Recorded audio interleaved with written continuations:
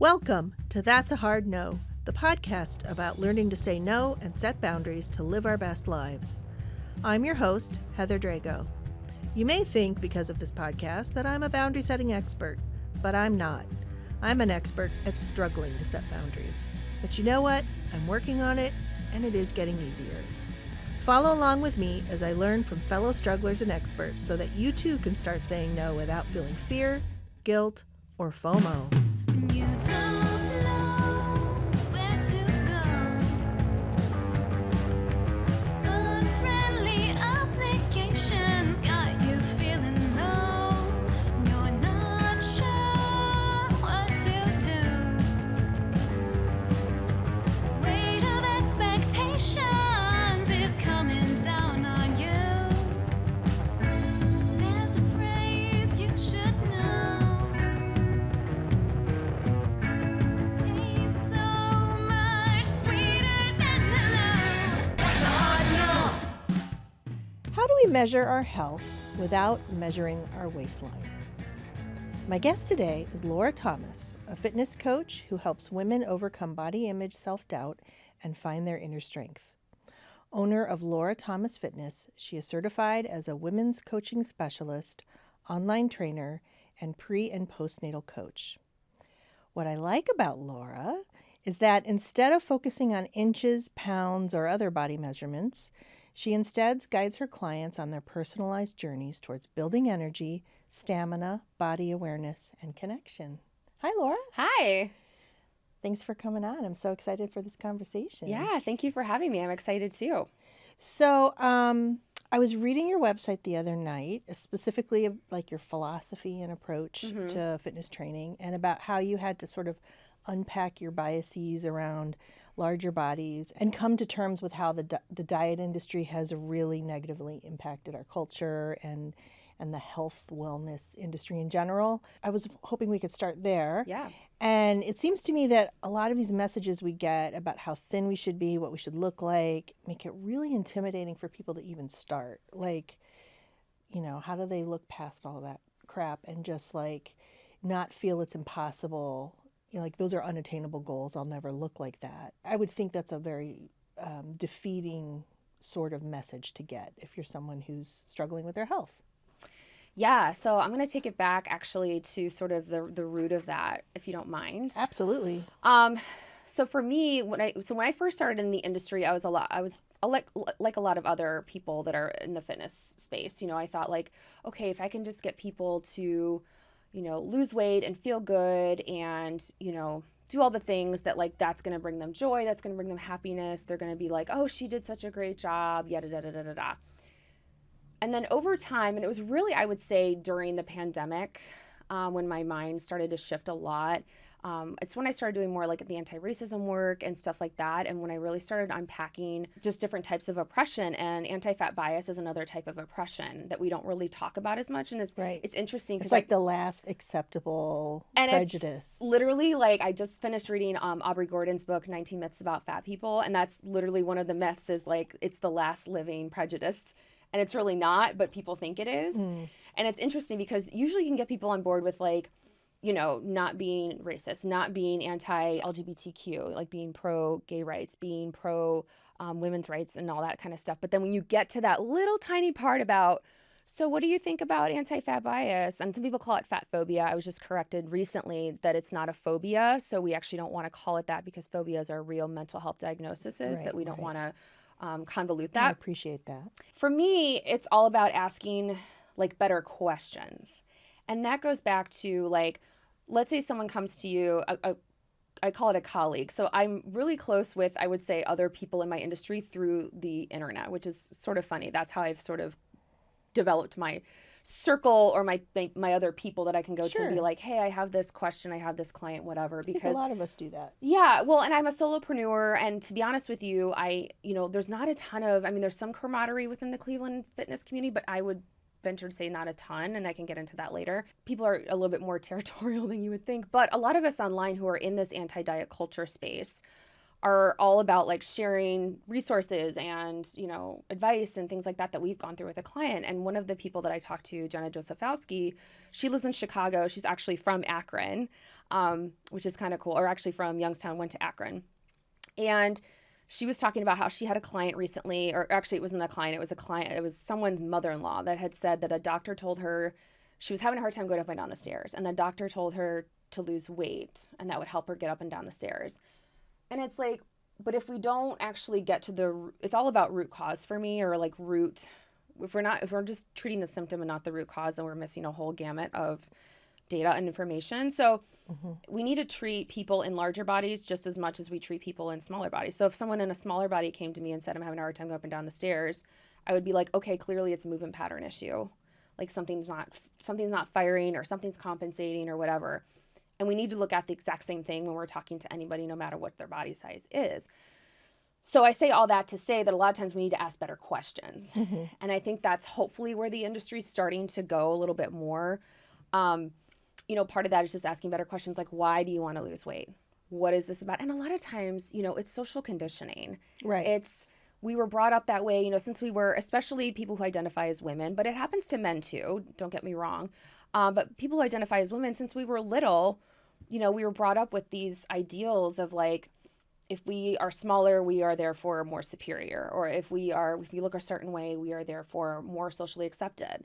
And it's really messed up at the end of the day. Absolutely is. Absolutely. Yeah. And so, you know, it's about unpacking all those biases. Another book that I love is called More Than a Body by Lindsay and Lexi Kite. It's just a great book about how these two twins were, you know, athletes and things like this in their youth. And then they started, so you go from like having like an intrinsic sort of lens of yourself to then once you know that like you have this third, it's like a third story or a third voice coming in, it's more like the extrinsic coming at you. And so now you know you're viewed as something. You're not you looking out, people are looking back at you now. And that tends to mess with our psyche. And so now we exist for other people, we don't exist for ourselves. Right. And so then there's that whole thing. So that's why, like for them, for example, they stopped doing sports as teenagers because they got really body conscious and they were swimmers, and like God forbid, like you're not, you know, the swimmer type body or what have you. So it has a detrimental effect on people, you know, throughout their lives. And we're all exposed to it in one way or another. I think a lot of it came from, I mean, I'm not like, I don't have like a thorough research paper on this or anything like that, but I feel like from what I understand, I mean, I feel like a lot of people in the boomer generation definitely deal with it. So it had to come from that era before that, which was like the Depression era born generation. Maybe it's because they had this lack sometimes of scarcity of like food and things like that because it was, you know, the 20s or what have you. But that's where I see a lot of it coming from. I'm just picturing all those 50s ads with the women vacuuming in their high heels with their super cinched waists, you know, and everybody looked like June Cleaver. And these idealized versions of beauty. Yeah. Yeah. And then like you had the 60s where everyone, it was like Audrey Hepburn, who was like Twiggy and super twiggy. And like what's fascinating to me is I'm a huge Audrey Hepburn fan. And, you know, I watched a documentary about her, and like she was skinny because she was literally like, she came out of World War II and like her body was never the same because she was starved. And then like she didn't even like the fact she was that thin. You know what I mean? But like Hollywood was like, oh my God, you're amazing. Like you're so beautiful. She never thought she was that beautiful. Right. Even though that was like the beauty ideal. And she is, I mean, I think she was beautiful too, but like she was very self-conscious, even as a very thin person. Yeah. So it goes both ways for sure. Right. So many thoughts have been running in my head as you've been speaking. So there's someone in my family who, so I think these messages come internally and externally. Like we have, so this is a person who's really struggled with body image for quite a while. I would say is larger than they would ideally like to be, and has been for quite a while, and for a very long time struggled with some health issues, fatigue and just a number of aches and pains and things. And to a doctor, to a person, it was like, you need to lose weight, you need to see a nutritionist, you'll feel so much better if you lose some weight. And it was really frustrating. And it wasn't until a few years ago, finally, a specialist said, oh yeah, you have this autoimmune disease and it's causing weight gain, and it's causing all these issues and the pain and the fatigue and all that stuff. And I feel like like people go, like see it as a problem first, like see size as a problem first before they look at any root causes. So when you were talking about, let's talk about what is the root cause, where is this coming from?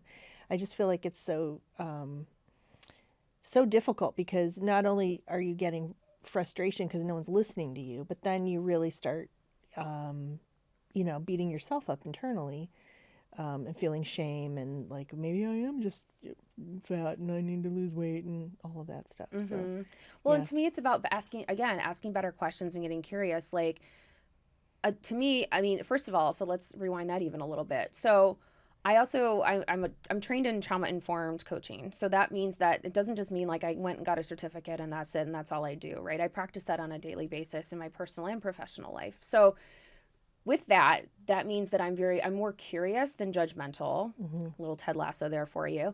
And Yay. love Ted Lasso.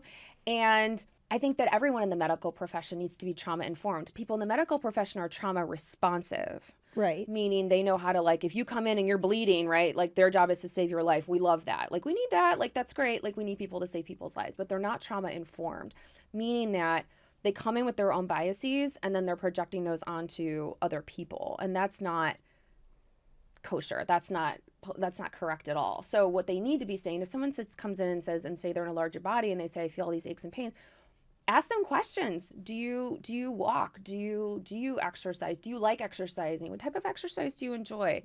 Do you what type of meals do you enjoy? Do you cook? Do you like to cook? Like, what types of things?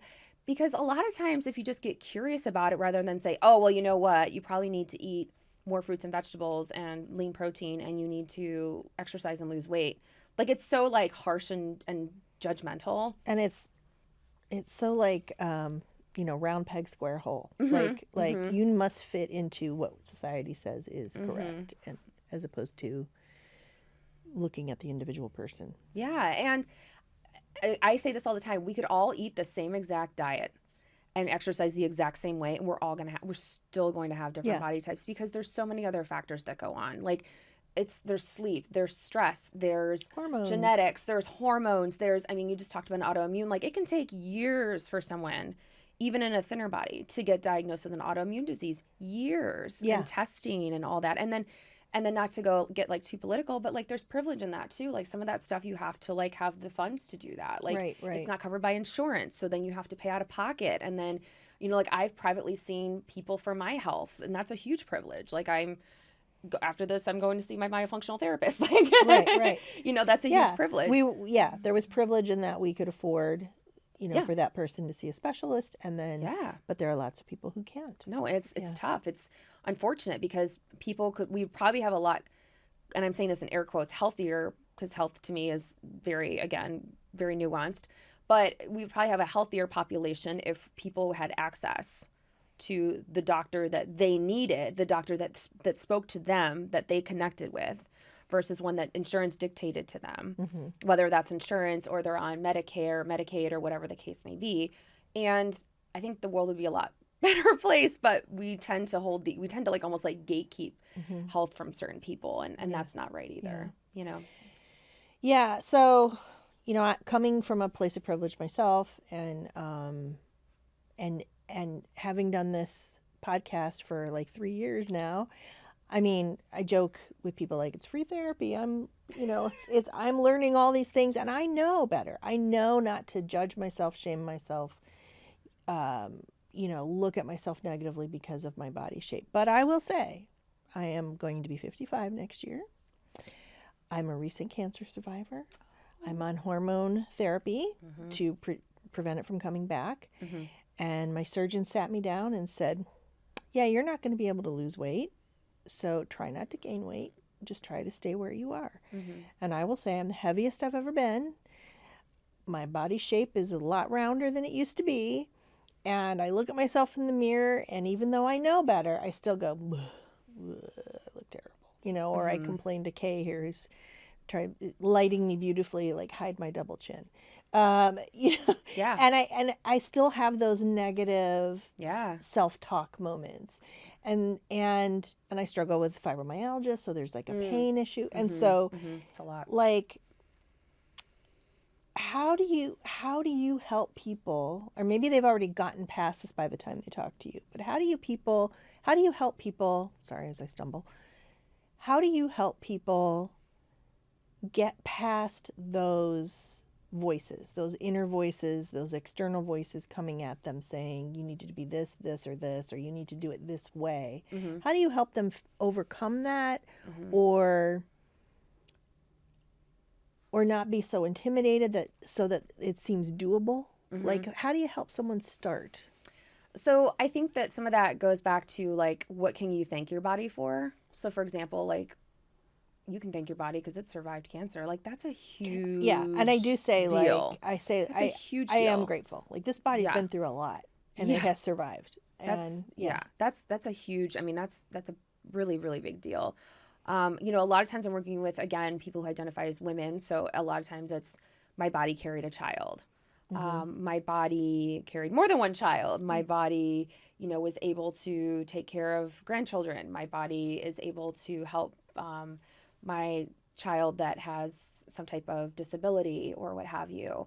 So I always think of ways to, like, what can you thank your body for? Like, what can you be grateful about it for? What has it done for you? You know, are you able to get up every day and move? I mean, we always have to be thankful that, you know, if we have a body that we have, you know, 2 arms and 2 legs, like, not everybody has that, you know, True. and so, you know, what can we be thankful for? And again, it's not like comparative suffering. I don't want to get into that or anything where it's like, it could be worse, because like, that's never helpful either. You know what I mean? Like, let's not go down that rabbit hole. Right. And, you know, just what can you be thankful for?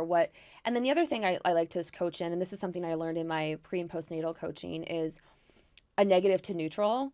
So just noticing when you're being hard on yourself and just saying, I just noticed that I was being really critical of my stomach. That's really interesting. Or, I noticed that I was being really critical of my butt or my thighs right now, and it's not really how I want to feel, but okay.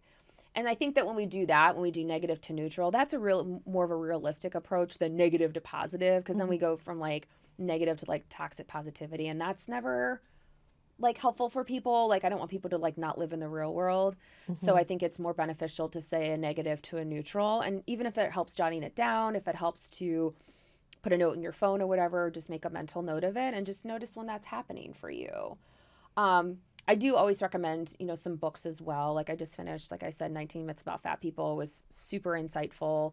And I really love More Than a Body and a couple other ones that we can always put in the show notes. But Yeah, absolutely. That'd be great. there's, you know, Fearing the Black Body was probably one of the big ones that I read that I was just like blew my head off. It was like, I mean, it was just, it's kind of reads very academically like a textbook, and it's very dense. And I sort of had to be one of those where I went back and forth on it. But the bottom line of it is that a lot of our anti-fat bias is rooted in racism, and we can't, I mean, that's just, it is what it is. That's how it is. And so it's hard. It's really hard to, you know, discern and kind of step away and unpack and unhook from all of that stuff when it's been like ingrained into us. I have a parent, one of my parents is very, very, very appearance obsessed, and it's very hard for me. And so I just know that I can't really have that conversation with them. So I don't have a conversation with them. I kind of have to ignore them. I don't see them very often, so it's a good thing. But I know that at that age, it's probably, I'm not going to change that perception at this point, which is really unfortunate. However, there are people in my family, and I was around several women this past summer in my family who are in that 60s, 70s age range. And it's, you know, then they're amazing women. I mean, these are women who have hiked in Europe and have done just really, and some of them have lived solo and have done really amazing things, and they're, you know, like 60s and 70s. I mean, I think that's awesome that you're still like jumping into a pickup truck and hauling your own stuff and all this sort of thing. And it was, I wouldn't say it's like sad, but it was kind of like, oh, when I heard them say like, and I need to lose weight or I need to do this. And I'm like, are you really going to spend the last third of your life? Like, is that what we're going to worry about? Like, it saddened me because I was like, there's so much out there to be thankful for and grateful for. And you've had a really great life and you've gotten to travel and gotten to do all these things. And I'm just like, why? Like, it just makes me sad. Like, why does that have to be the thing that we're worried about? I say to my husband, I always say, you know, when someone passes away, we don't stand up there and say, well, you know, at least they were thin. Like, no one says that. Yeah. No one says that. Yeah. No one says anything about somebody's body Right. at the end of their life. Right. But what we do say is they were a great sibling, friend, boss, whatever, like who they were or like what they did or like how they contributed to the community. And usually it's something about food. Sometimes it's like, oh, and so made the best, brownies or the best cheesecake or what have you. Because food is love. Food is connection. Yeah. And we've kind of, and again, when we say like food is not a love or a connection, then to me, we're also insulting people of other cultures where that is such a connection, especially like, Latin cultures and Asian cultures and stuff like that. Like food is love. I mean, that's how people like get together and like show appreciation. Sure, and so when we're like, or just think about Thanksgiving, holidays, I'm Lebanese, so yeah, for sure. Like, the big spreads. Oh yeah. Okay, well, we'll be right back on that note and we'll talk more. Sounds good. That's a Hard No is brought to you by Clever Grow Marketing, my full-service agency specializing in smart, strategic marketing solutions for businesses and nonprofits. Okay, so you're probably wondering, Heather, what's with the podcast about boundaries? Why not marketing? Well, maybe in the future, but for now, it actually does relate, so bear with me here. Smart marketing, strategic marketing, requires knowing what to say no to and why. Businesses and nonprofits get inundated with marketing options and offers every day. We help you cut through all that noise, focus on your specific needs, and develop actionable strategies that are doable and actually make sense. Whether it's websites, SEO, email, social, or traditional channels, we're experienced in all of it. So if you need help figuring out your marketing, visit our website, clevergrowmarketing.com, and get in touch. So, Laura, it sounds to me like when someone comes to you, they might have a certain vision in their head of what a fitness coach is. Yeah. And it sounds to me like you basically help people do a lot of unlearning. Yes, I would say that. Yeah. Yeah. Okay, so we get past the like, I want to lose this much weight or be this shape or, whatever the fitness goal is. Yeah. Can I interject really quick? Yeah. When I have a phone call with somebody, so I should say that too. So when people apply to work, people have to apply to work with me because I like to vet people and I like people to vet me too. Mm-hmm. I think that's like a very I do the same thing clear, with my clients. like two-way street. Are we a like, good fit? Yeah. Do our values align at all? Like just to make sure, because I spend a lot of time with my clients and I don't want to take on someone who's like a bigot or just like doesn't understand like what I'm trying to do or whatever. Yeah, so sure.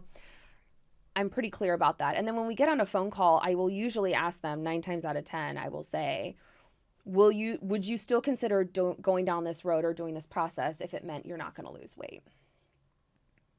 And that's a question I got from Jenna Josephowski, who I mentioned earlier, is like, would you still go down and do this whole process? Mm-hmm. And you're going to come out on the other side and you'll be better for it.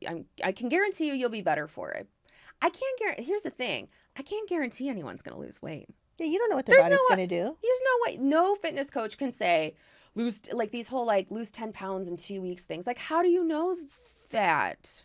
How do you know somebody's body dynamics? How do you know? Do you look at like people's data? Do you look at blood work? Are you looking at fecal exams? Are you looking at like, do you know what autoimmune diseases people have? Like, I really like get down and deep with my people. I'm like, tell me all the things. And if you don't want to tell me all the things, that's also fine because trauma informed and we give people options. But you have to like get really deep with people. And like, yeah, if I put you on a 1,000-calorie diet a day diet and I work you out like a maniac, okay, maybe sure you're going to lose weight, but like, what's that going to, like a short term? Right. What is your long-term goal? Why are you doing this? Yeah. Like I want people to be like, oh, I want to move better throughout my life, not just like in the next year, but like, what does the next 5, 10, 20, 30 years look like for you? Like, what do you want to do? Do you want to keep traveling when you're 70? I would love for you to keep traveling when you're 70. Do you want to, when you have grandkids, do you want to be able to, roll around on the floor with them and have fun with them and not feel like aches and pains? Like, that's the type of stuff I feel like is a lot more, it's behavior-based versus outcome-based goals. So behavior-based is a lot more easier to, like, increase your water intake and stuff like that is a lot easier than an outcome-based goal, which is I want to lose this much weight or what have you. Because it's just not, again, it's not something that I can control and it's not something really you can control. And we think we have so much control over our bodies and we really don't. Like we just trust me, I know. We don't. Yeah. And especially as like women, I'm perimenopausal. I'm like 98% sure. And so, you know, it's like there's stuff that's going on with me right now that's completely different than anything I've ever dealt with my body. And it's like, I'm just like, okay, well, here we go. Like, this is what it is, and this is what it's going to be. And I've had to buy new clothes, and I've gained some weight, and whatever. And I still have thin privilege. But, you know, it's a totally new thing for me. It's just my body has changed a lot. But your body is supposed to change. Right. Like, you're not supposed to be able to wear the same jeans in your 40s and 50s that you wore in your 20s. Like, that's kind of weird. You know what's so funny is it was literally within the past 2 years that a doctor or a nurse practitioner, I forget which, told me for the first time, it's the first time I've ever heard this, that when you have a baby, okay, your abdominal muscles split. Yeah. Well, they separate. They separate. It's the linea alba. It's the and they connective never tissue. go back together the way they were once before you had a child, right? So I was like shocked. But it also made me feel like relieved, like I had permission, like, oh, okay, so our bodies aren't supposed to go back to the way they were when we were 14. And so that expectation of, you know, we see J-Lo or whomever, the rich billionaire who can afford trainers all day long. Right. You know, we And all a chef. and a chef and then someone else to, you know, help do everything else in their life. You know, we see these people and we think, well, they did it. They came back and, you know, A, did they really? And B, you know, it's not physically possible. So stop demanding this of ourselves or of others. And I just feel like your body is meant to change. Your body serves different functions at different times in your life.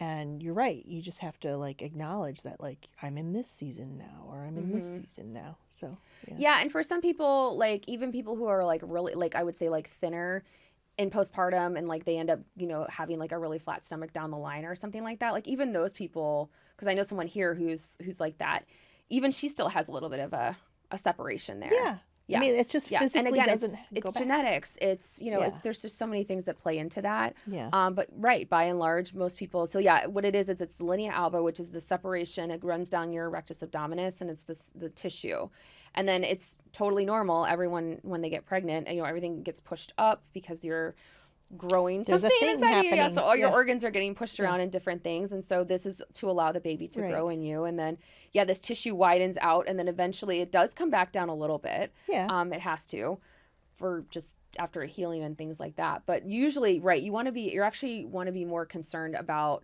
the depth of the tissue versus the width of the tissue. So the width, it's not as much of a big deal, but the depth is like the tautness of it, which is just abdominal strength, which again, it doesn't matter what body size you are. You can work on tautness of your linea alba. But again, that's just to make sure that like the contents of your abdominals and stuff stays where it's supposed to. Yeah. You don't have like any type of pelvic floor issues and things like that. And that's where pelvic floor therapy can be really beneficial. Again, something that we need to be more proactive about when it comes to postpartum. Yeah. And that's a whole conversation. Yeah, for sure. But yeah, again, just totally normal physiological stuff that happens that I never knew about this until I took my pre and postnatal in 2018. You know, I think so recently, I don't know, it was the past couple of years, we went to see Samantha Bee. She was live here at Playhouse Square. Yeah. And she's fantastic. And it was hilarious because I was there with my 6'3" husband. He was like the one male in the room, and he was like towering above everyone, all these other women. And the whole show was about women's bodies and how our culture does not educate Yeah. men or women Correct. in school about how bodies actually work. You get your health class in 6th grade, Yeah. and you get separated, and you get told, you know, Right. use pads, and the guys, I don't know what they get told, and Right. and then you know, and that's it. And so a lot of the laws that are made, a lot of the nuttiness that happens in Washington D.C. is often very based on the fact that they're just generally don't understand how women's bodies work. Yeah. 100%. And I think many women don't know how women's bodies work. And No. so we are very self-judgmental and shame. I don't know what we go into shame spirals. And I just feel like probably a big part of your job is probably educating people. Yeah, for sure. I mean, Just like you just did with me 2 absolutely. minutes ago. Yeah.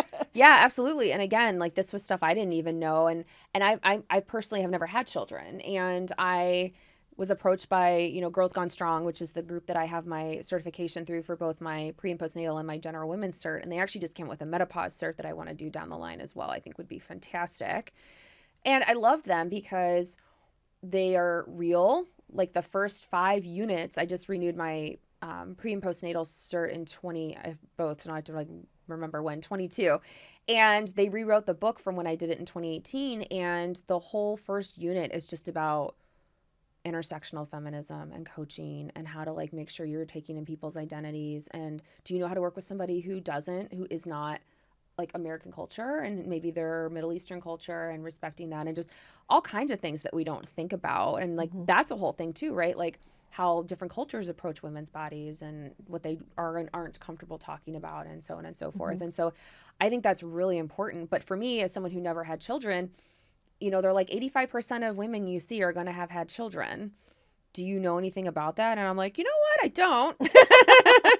So it'd probably be a good And idea. even if you've had children, Right. you don't know everybody's experience. You don't know all Correct. the different Yeah, variations because what if somebody of just had like a things. super like easy peasy pregnancy or a traumatic pregnancy, like totally different ends of the Yeah. spectrum. So they think like everybody's like that or Right, whatever. right, And right. it's like, no, like not everybody's gonna have the same experiences and have the same, bodily physiological things happen or whatever. Right. I mean, for the most part, yes, but the way that things happen postpartum can be very different for different people. And Right. so I was like, yeah, it's probably important for me to understand all that. And I'm so glad I did it because most of the women I have worked with have had children. And even if it's not something physiological that's happened, I've worked with people through psychological things that have happened. And I'm not a therapist and I'm not, that's obviously out of my scope of practice, but I have worked with people who've had traumatic birth. I have worked with people who've had some pretty serious stuff happen in that time frame in their life. And had I not had that knowledge about it, or had I not just understood in general about that plus the trauma informed stuff, I probably would have been a lot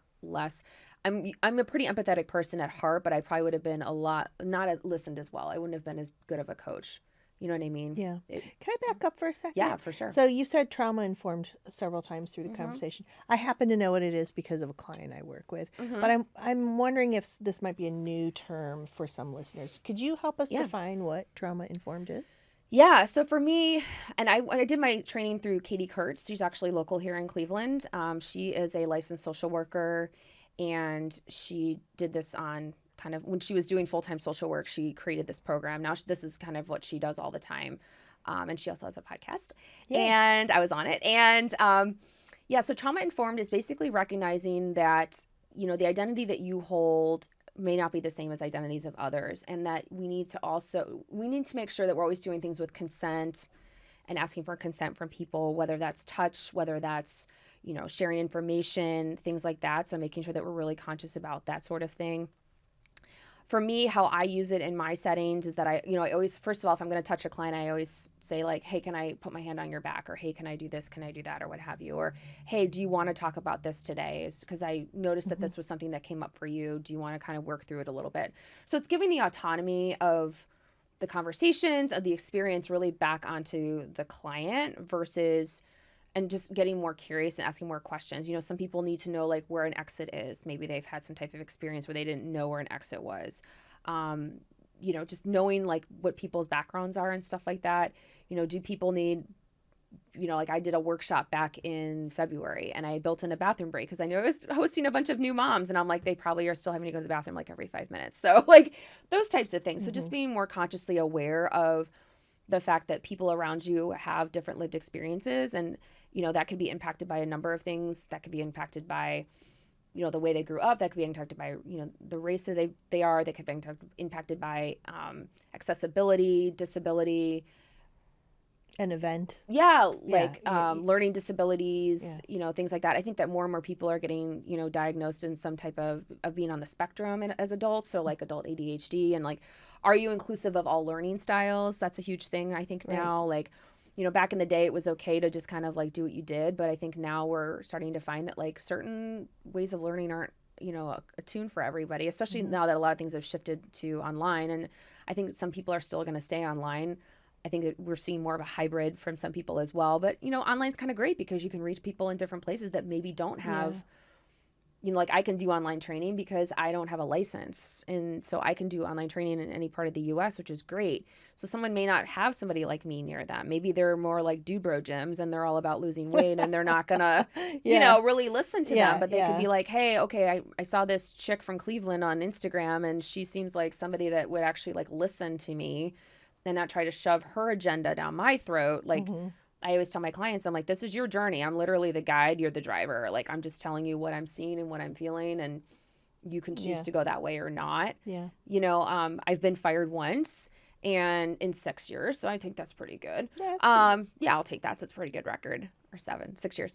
And, and that was only because of the fact that like there was just a communication issue and I should have been more upfront about a couple of things, and I should have made the expectations a little more clear. And that's it's just it went on both of us in that regard. But other than that, I'm pretty transparent, and I think that's another thing too. Is it's like I'm really transparent. Like my website, my pricing's listed.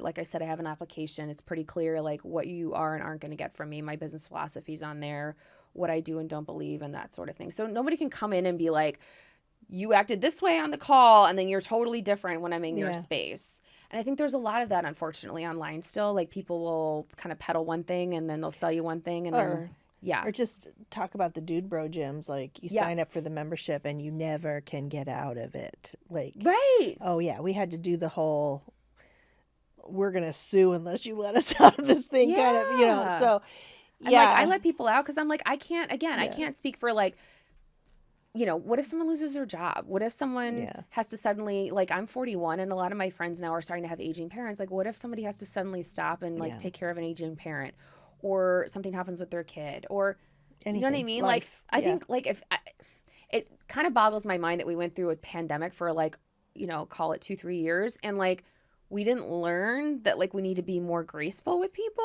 Like, I don't understand how that didn't sort of like carry forth. Like some of us have. But some of us, it's like people just went back to business as usual. And I'm like, no, if anything, we learned that like people aren't commodities. Like people are people, and not having connection was a huge, gap for people. Yeah. No matter how introverted you can be. I mean, my husband's an introvert, but not having connection, not being able to go to the office for him was really hard because he needed that. He likes that in-person connection at work. And so like, that's hard for people. And if we're not transparent, if we're not upfront and we say one thing and then we do another, it's wonky. So it sounds again like you approach with curiosity, you communicate clearly, you understand what other people's boundaries are.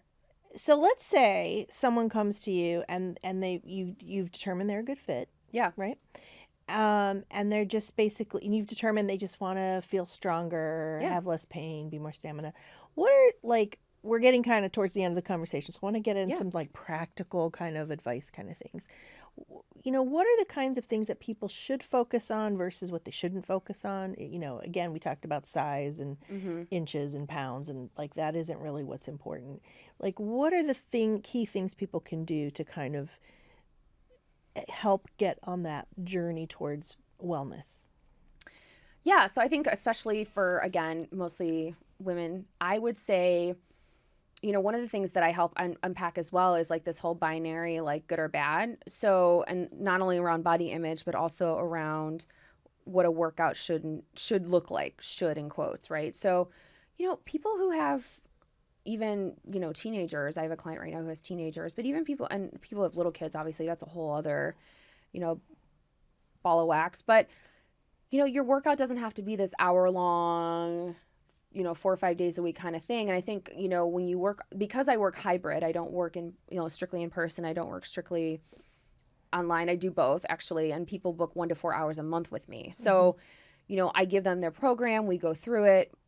And I do that based on an assessment that I do in the beginning, a movement assessment, and I see where they're at. And right now I'm in a very intense program called the SHOTS method, and we're learning all about alignment. So the philosophy of the SHOTS method is alignment, strength, and function. So when we put people under load and like put weight on them, so to speak, and we haven't really looked at their alignment, is that responsible and is that an ethical thing for us to be doing? So like I've really scaled back on the way that I load up my clients in terms of weight. So right now I work more slowly. And I'm like, okay, like let's get your squat to a place. Again, everyone's squat's going to be different. I'm not over here saying like everyone's squat has to look a certain way, because that's just not what's going to happen. But can we get the movement patterns in a spot where when I put load on you, it's not going to make it worse, and I'm not going to then exacerbate something that's already been, you know, something that's been an issue. Like let's say somebody has a knee issue, and I mean everyone has to squat because you squat to sit down, you squat to get on a toilet. Like it's just like an everyday movement pattern. Or people who say I can't lunge. Well, do you go up and down stairs? Like you lunge, unless you're never going to go up and down stairs again in your life, which a friend of mine that lives in the South like doesn't have stairs and she doesn't lunge. And I'm like, okay, well, but if you want to travel, but okay, anyway, that's a whole other conversation. So I do it more based around the movement and stuff like that as well. And again, it doesn't have to, I always have somebody like, what is your ideal schedule? Oh, I'd like to do like 2 30-minute sessions a week. Okay. Like, let's do that. And sometimes I have to talk people down. Sometimes people think they need to do like, I want to do 4 30-minute sessions. And I'm like, cool, we'll start with 2. Yeah. Because we always want to like put more on ourselves than, you know. So start slow. Start slow. Yeah. Yeah. Start slow.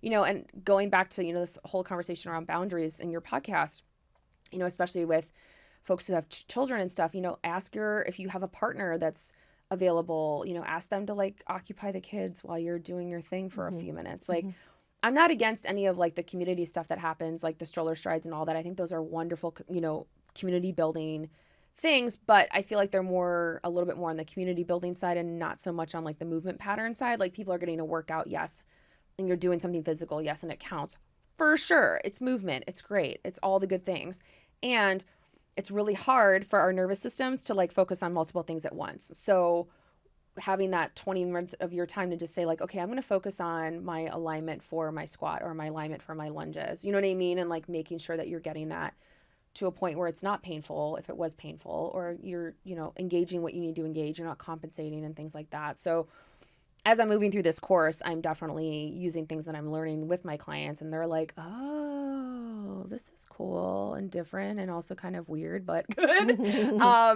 So yeah, start slow would be one of my things. Don't have too high of an expectation. Don't try to overhaul everything in like one shot, you know. And I always say too, like, I'm not going to tell you not to eat nourishing foods, but, you know, make it realistic for yourself. Like, again, engage like your partner, or engage like if you have older kids, like teenagers, like have that, like they can help out. Like they're going to go to college soon. Like they're going to have to cook some ramen. I mean, we all did it.